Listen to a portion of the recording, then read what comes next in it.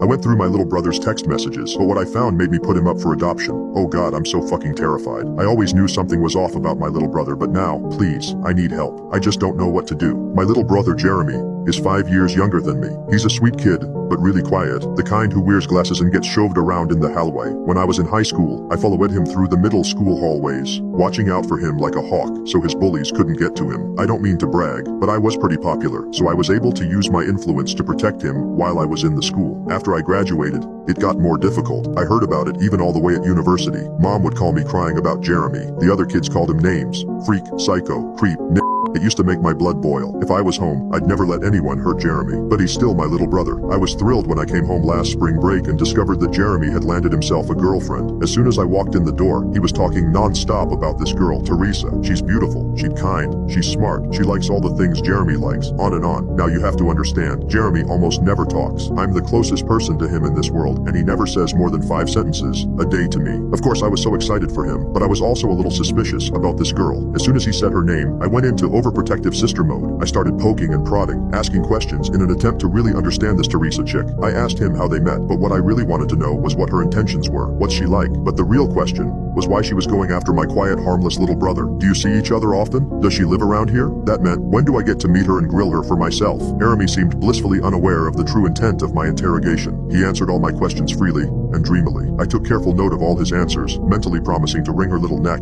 if she made him cry. Unfortunately, I went back to college before I got to meet his little sweetheart. I decided I'd step aside, grudgingly, and give their relationship the opportunity to flourish. This was, after all, his first girlfriend. I didn't want to ruin his chances by making his family seem psycho. Fast forward a few months. I came back for summer break and noticed that Jeremy had gone back to his usual self. Quiet, unfocused, self-contained. As soon as we were alone, I inquired after his girlfriend. We broke up. He didn't sound heartbroken or even a little upset. He said it matter-of-factly, and I was left wondering what on earth had happened. I asked my mom, but she was just as clueless as I was. Apparently one day he just stopped mentioning her and that was that. Now something about this didn't sit quite right. When my first boyfriend and I broke up, I was absolutely crushed. Jeremy was taking this a little too well. What had happened? Was he too embarrassed to tell his big sister? Ultimately, I pulled a really dick move. Jeremy went out for a few hours. He has a little fort in the woods behind our backyard, where he likes to study and read. He left his phone to charge on his desk. I snuck guiltily into his room and decided a quick little peek wouldn't hurt anyone. I found his text with Teresa and started from the beginning. Turns out they'd met on some internet forum and started chatting there. She lived only 20 minutes away, but they had been texting and apparently officially dating for weeks before the topic of meeting each other was seriously considered. To be honest, the texts were pretty normal at first. They were sweet and syrupy and just a little cringy. They texted some pictures but nothing dirty, thank God. It culminated with them planning to meet on May 3rd after school. His last text said, "I can't wait to see you tonight.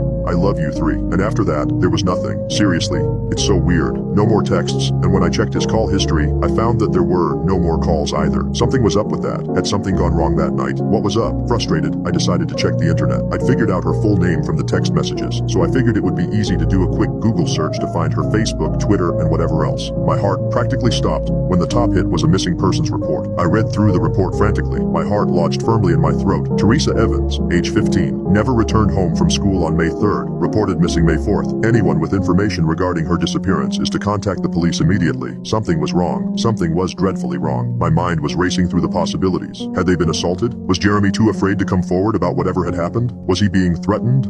The back door slammed as Jeremy came back home. I threw his phone back on his desk. I'd been clutching it mindlessly and raced downstairs, trying to act casual. Jeremy, being his usual spacey self, didn't notice my evasiveness or the sheen of sweat on my forehead. That night after Jeremy had gone to bed, a plan started to form in my mind. I wanted answers, but at this point, I didn't want to ask Jeremy directly, so how could I find them? Jeremy's backwoods sanctuary came to mind. He spent so much of his time out there, reading and hanging out. I knew he'd built a nice little fort for himself. Maybe there was something out there that could shed some light on this insanity. Once Mom had also gone to bed, I grabbed a flashlight and set off. It took me a few wrong turns to remember how to get out there. Damn, that kid liked his isolation. Eventually I saw the little shack and felt relief wash through me. I don't know why, but seeing it made me feel reassured. It was just a little shanty, and Jeremy was just my sweet little brother. All my worries were for nothing, weren't they? I wish I was right. As I got closer to the shack, the smell hit me. That smell? I'd never smelled it before, but instantly I knew what it was. Oh God, no. I ran into the shack, holding my shirt in front of my nose. Teresa's body was spilled out on the floor. She was decaying badly at this point. I was gagging as I looked at her corpse, trying to hold down my lunch. Her clothes had been ripped off, and she'd been placed on a blanket, acting as a makeshift bed. I got a little closer, and my world started turning. There was white,